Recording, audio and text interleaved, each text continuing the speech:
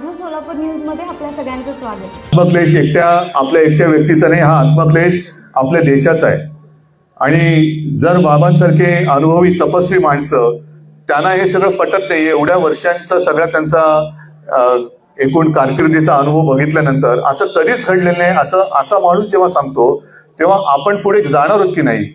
तर नुसतं त्यांना भेटायचं, आपण इकडे संविधान वाचवलंच पाहिजे, भारत माता की जय, वंदे मातरम आणि हम सब एक है, नाही, हम सब एक आहोत, तर ते एक आता संपूर्ण देशभर दिसलं पाहिजे।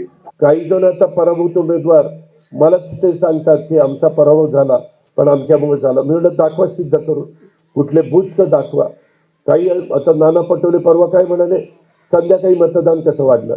अहो नाना पटोले साहेब, 4:30च्या पुढं 5च्या पुढं लोक तिथं रांगेत आले, ते आतमध्ये घेतल्यानंतर सकाळी माझ्या इथं सकाळी 7 ते 9 मतदान झालं तर 5% आणि संध्याकाळी 5 ते दिवस म्हणजे सगळे मतदान संपेपर्यंत त्यावेळेस मतदानाची टक्केवारी एकदम 15% वाढली। त्याला आमचा काय दोष आहे? माझं सोलापूर न्यूज या यूट्यूब चॅनलला सबस्क्राईब करा आणि बेल आयकॉन प्रेस करायला विसरू नका।